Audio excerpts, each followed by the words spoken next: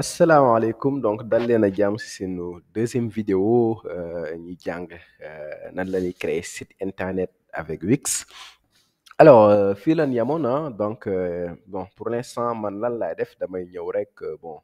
bu dee template yi ñu ngi nii mën nga wër ban moo la si neex mais bon man comme si électronique laay yëngu donc damay bind fii tout simplement électronique fii loola neex nga fi rechercher loo fi rechercher rek.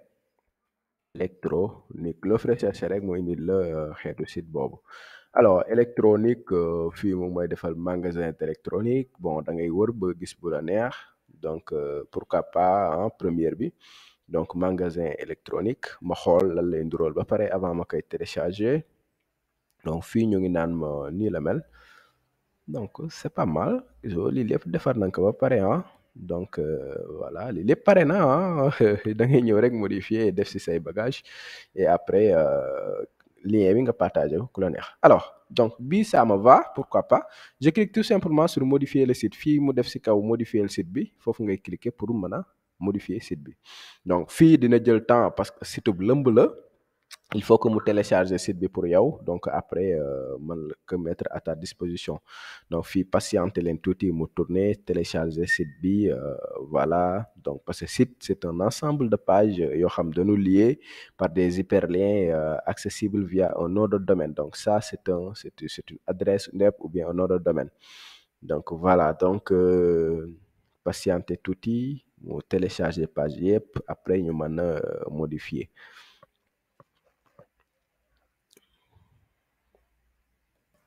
boum site bi téléchargé na lépp donc nii lay mel bu leen tiit donc site la rek donc vous voyez gis nga nii mu mel site bi yëpp la indi donc ma wan leen nan la ñuy personnaliser maintenant site bi bon avant ma leen di wan nu ñuy personnaliser site bi donc fii boo duggee ci interface bi bul tiit interface bu yomb a utiliser la d'abord donc am nga benn tableau bu nekk ci kaw a kaw a kaw a kaw a kaw donc fii moo nekk ni ci kaw donc fii mën nañ ko woowee menu bu nekk ci kaw donc menu la bu nekk ci kaw am na menu bu nekk ci gauche donc fii boo bëggee dugal ay page yeneen section alors site ay section yu bari la lan mooy section parce que dinaa tudd baat boobu après donc toujours ñu dem ci site Saman Corporation donc Saman Corporation mu doon benn entreprise en informatique de développement et d'ingénierie informatique ñuy def liggéey bu am solo donc yéen ñi nga xam ne da ngeen a soxla site wala application donc bu leen hésiter ngeen contacter leen ñuy def liggéey bu jaar yoon alors donc lii mën nañ wax par exemple que ni benn section la ay pàcc section mooy pàcc nga ñëwaat wàccaat ñoom ñuy afficher fii li beneen pàcc la nos service ñoom service yi ñuy defar li beneen pàcc la nga ñëw fii hébergement dañ koy def loolu beneen pàcc la nga ñëw fii ñoom seen réalisation yi ñu def beneen pàcc la nga ñëw fii seen équipe loolu tamit beneen pàcc la donc voilà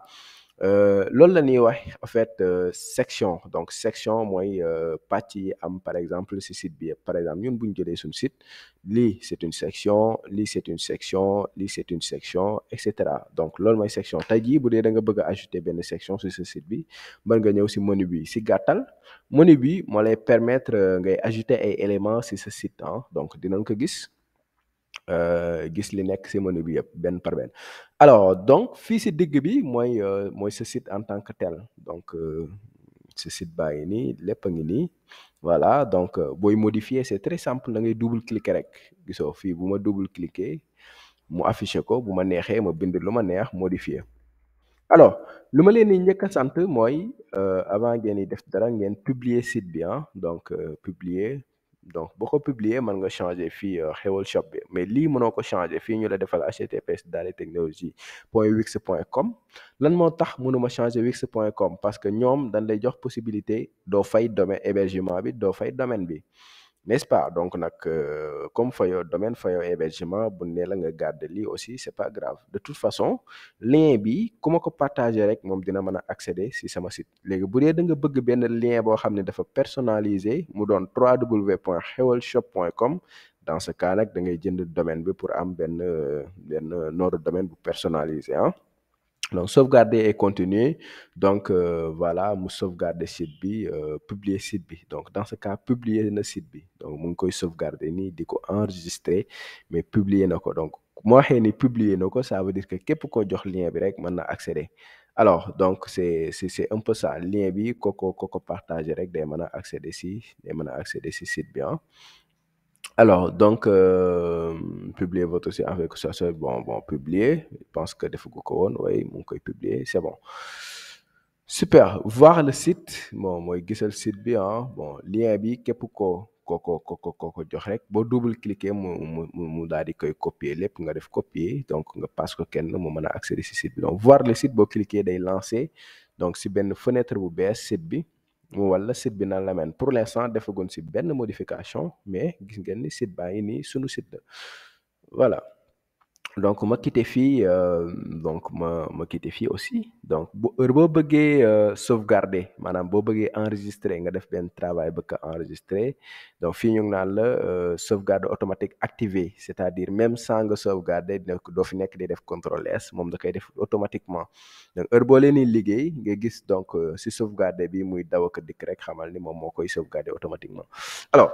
boo bëggee gis site bi bon comme sànq nun ko defee woon aperçu, donc day lancer site bi carrément pour wan la site bi nan la mel carrément. Alors loolu mooy aperçu ah, mooy wan ma site bi nan la mel ah, donc pour kenn bu ñëwee di visiter ah nan lay gis voilà. Donc boo defee aperçu daf lay wax retourner à l'éditeur. Éditeur mooy lan, fi ngay mën a modifier site bi, parce que fii da ngay mën a gis rek, da ngay mel ni kuy visiter benn site mais mënoo modifier site bi. Alors éditeur donc boo ko nee retourne à l'éditeur daf lay retourner tout simplement fi nga mën a modifier site bi voilà. Heure boo leen gisee trait yi rek xamal ni fii la ñuy modifier site bi.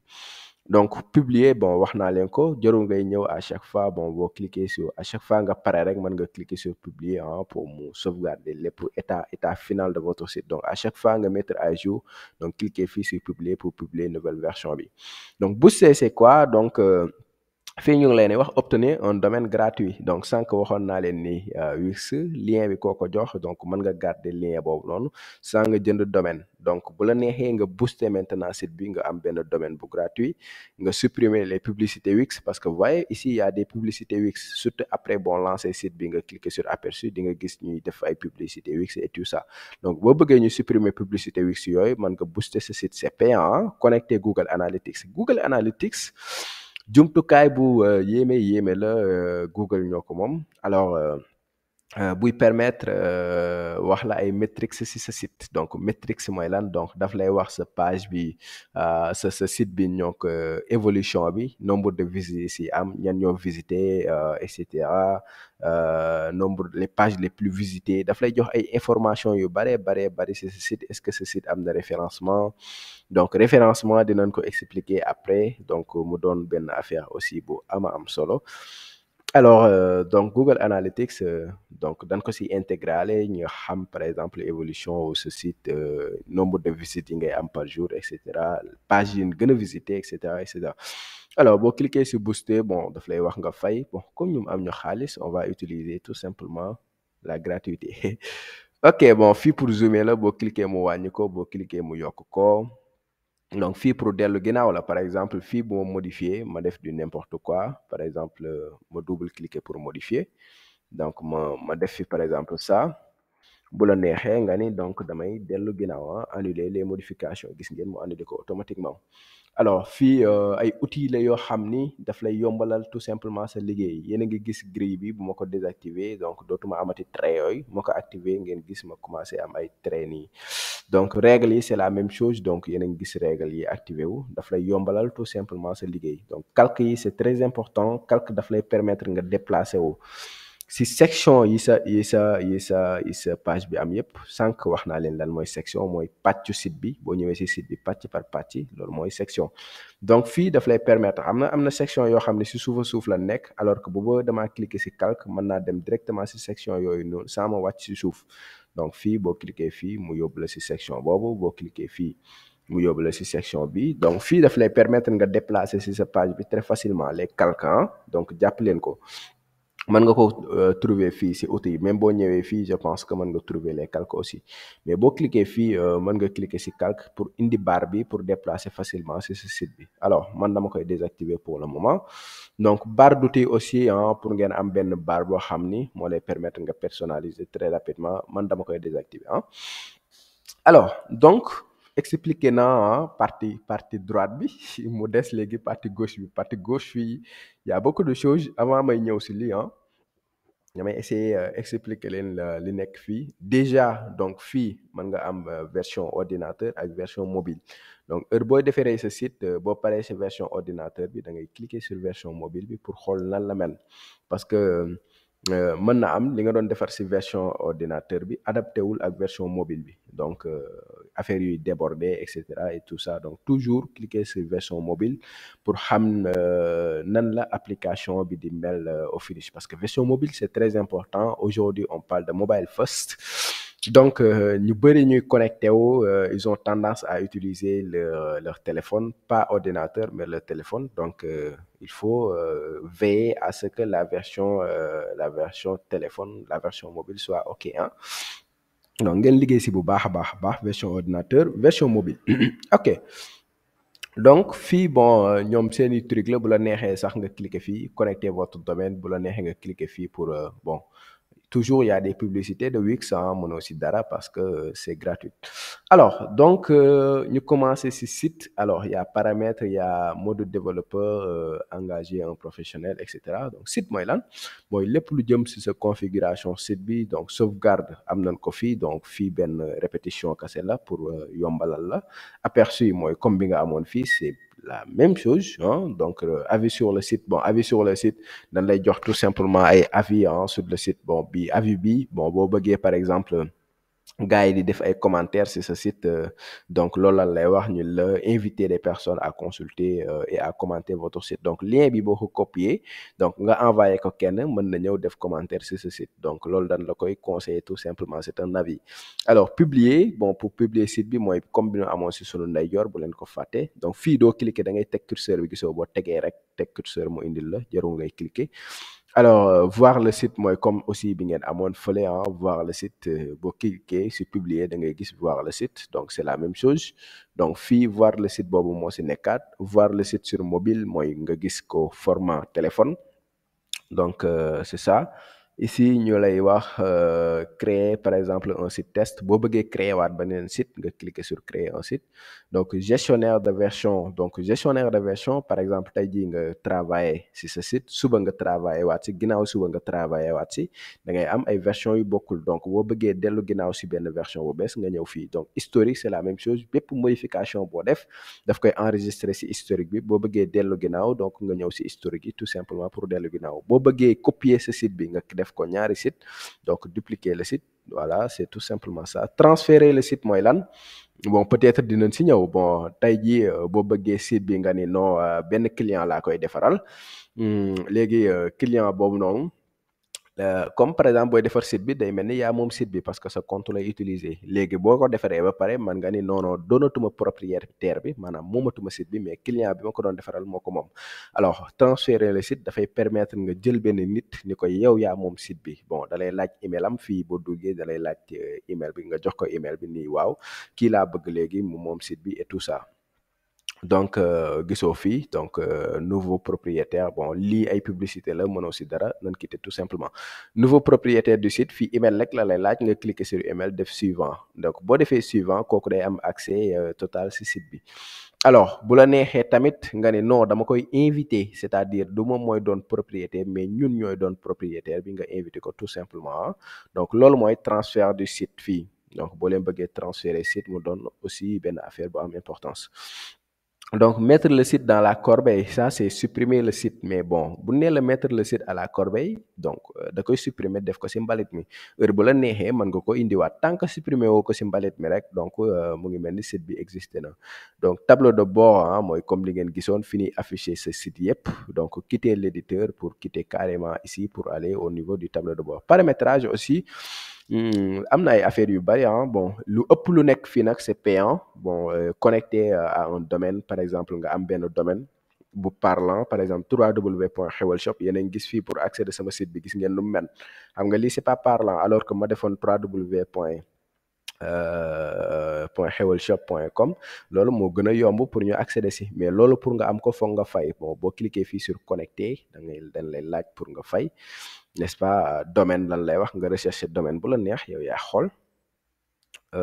bon nga rechercher domaine bu la neex mais après da ngay fay donc tout simplement. Donc fii boo bëggee domaine aussi yéen ñi nga xam ne da ngeen am seen activité bëgg mu gën a professionnel bu leen neexee mën ngeen jënd domaine bon sinon vous n'êtes pas obligé acheter un nom de domaine yéen a ngi gis jëndal benn nom de domaine boo duggee fii mu laaj la léegi sa nom de domaine loo bëgg mu tudd nga jox ko tur bi par exemple ñun Xewal Shop la. Bon jënduñu dañuy xànju rek bon rechercher pour xool lan la ñuy indil donc mu ni xewalshop.com est disponible d'accord obtenir léegi mun la booster donc toujours booster mooy ñëw donc booster moom heure boo gisee rek xamal ni payoor la quoi donc gisoo fii mu lay indil VIP ak illimité et cetera nangam dollar et cetera nangam dollar donc yow yaa xool ban moo la si neex par exemple. Bii ñu ngi naan le service d'assistance prioritaire assistance de bu si nekk donc danoo gënante nga xool bu la si neex nga tàppe sur sélectionné boo defee sélectionné yow yaa xool 2 ans la wala annuel nga koy def wala mensuel nga cliquer sur continuer le paiement ñu laaj la après say moyen de paiement sa carte bancaire affaire yooyu yaa ngi gis fii sa numéro de la carte la date et cetera donc fii ngay fayee boo fayee après tout simplement nom de domaine bi daal di valide alors. Donc foofu c'était juste pour wan leen nan ngeen di def ba am seen nom de domaine donc damay cliquer fii mode de paramètre toujours obtenir une boîte email bon boîte email la pour obtenir une boîte email parce que supposons que ñun ñi visiter site bi bëgg leen a contacter te ñu lay contacter di la envoyer message yi directement si sa mail bi nga tàmm di utiliser donc entreprise yi souvent ñoom bu ñuy liggéey dañuy am benn boîte mail professionnelle c'est-à-dire boîte mail pour entreprise bi c'est pas des boîtes mail personnelles mais boîte mail pour entreprise bi donc boo xam ni lépp lu jëm ci site bi foofu lan la koy envoyé bépp mail bu jëm ci site bi foofu lan la koy envoyé donc boo ko bëggee am aussi fii la donc da ngay fay aussi booster bon c'est comme 5 ans da ngay fay aussi être visible sur Google donc lii c'est ce qu'on appelle les référencements donc référencement mu doon affaire bu am solo gisoo fii ñu ngi lay wax naan la boo tegee fii ñu ngi lay wax améliorer le référencement de votre site sur nangam et cetera donc référencement mooy lan donc am na benn gars yi lu ñuy faral di wax si tu veux cacher la sur la deuxième page de Google maanaam bu dee da ngaa bëgg a nëbb ko si deuxième page de Google bi léegi lu tax gars yi di wax loolu parce que presque personne du cliquer si deuxième page de Google bi par exemple nga def chaussure ici ma tapé chaussure homme boo def tapé chaussure homme mais am na plusieurs sites yoo xam ne dañuy jaay ay chaussures pour góor donc gisoo kii ci kaw a kaw kii il a un très bon référencement gisoo boo recherché mu nekk si kaw rek xamal ni kooku am na référence parce que chaussure rek laa ko wax mu indil ma site bi donc noonu ngay xamee ko am référencement maanaam si recherche Google yi yow nga nekk ci kaw loolu mooy référencement léegi gis nga bon voilà bon boo wàccee si suuf gisoo kii tamit si beneen site la kii beneen site la mais am na ñoo xam ne nekkuñu si première page bi donc si deuxième page bi la nekk wala si troisième wala si 10e page bi et cetera léegi ñu ni boo bëggee nëbb ko si deuxième page bi parce que man bi ma dalee recherche ba léegi si toujours si première lien yi laay cliquer si première lien yi nekk si première page bi donc du ma dem sax si deuxième page yu Google bi alors bu dee sa référencement baaxul fii ngay nekk si yeneen page yi mais doo nekk si première page bi donc boo créer site internet da ngay def tout que gars yi buñ rechercher lu jëm si sa site lu muy def par exemple bu dee da ngay jaay ay koko ku rechercher koko gis sa site donc si première page bi au lieu muy nekk ci deuxième wala troisième wala quatrième page bi booy jaay ay ordinateur ku bind ordinateur mu gis ko si première page bi donc dans ce cas tu as un bon référencement alors référencement donc mu doon lu am solo parce que on dit que 75% des clics se font sur les premiers liens de la première page de Google maanaam 75% au clics yeeg yëpp si premier lien ou première page bi lan koy def mais pas si deuxième lien pour première page bi et cetera donc il faut optimiser votre site et c'est là où intervient même le terme CEO bon peut-être bëri na loolu lañ koy dégg SEO CEO ñu koy wax Search Engine Optimization donc benn moteur d'optimisation de recherche donc en réalité bon référencement du lenn lu dul ay techniques ay stratégies yooyu utiliser pour optimiser ce site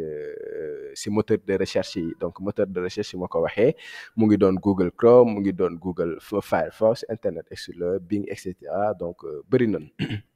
alors ay technique la ay stratégie la donc technique ak stratégie yooyu nag bari na donc am na si titre et méta description c'est-à-dire tey jii bu ma rechercher chaussure bon xaaral ma tourner rechercher chaussure tout simplement di nga gis ni day am titre li titre la dina am méta description donc voilà lii nii c'est très important si sa site bi nga def si titre ak méta description parce que moteur yi nga xam ne ñooy def pas moteur mais robot yi nga xam ne ñoom ñooy def référencement bi pour xam sa site bi dañuy basé wu aussi si li nga bind si méta description bi dañuy basé wu aussi li nga bind si titre bi donc méta description bu baax warul dépasser 14 à 41 caractères ah. Donc y a la qualité des contenus des pages maanaam sa site bi warul bëri ay erreurs les erreurs d'orthographe yi da nga ko war a éviter. Donc éviter mettre si image yi nga def si ay texte loolu da nga koy éviter n'est-ce pas donc nga travailler la vitesse de votre site bu dee da nga am par exemple ay images yoo xam dañu diis loolu nga fexe par exemple modifier image yi mu bañ a diis parce que loolu moteur yi robot yu Google yi dañuy basé aussi loolu. Il y a ce qu'on appelle le mobile first aussi wax naa ko sànq mooy fexe de telle sorte que en fait ce site bi mu responsive ñu mën si dugal si appareil connecté wu si appareil mobile parce que aujourd'hui 58 des recherches sur Google sont faites depuis un appareil mobile donc 58% des recherches si appareil mobile la nga koy defee donc am na yeneen am na backlinks am na internet links mais bon yooyu moom bon sa backlinks bon Google day considérer benn lien vers votre site comme une recommandation maanaam par exemple ñu cliquer si lien wu sa site depuis Facebook donc Google day considérer loolu comme recommandation donc da lay yokkal point pour améliorer sa référencement loolu ñu ngi koy wax backlinks donc internal links bon supposons que ñu am benn page boo xam ni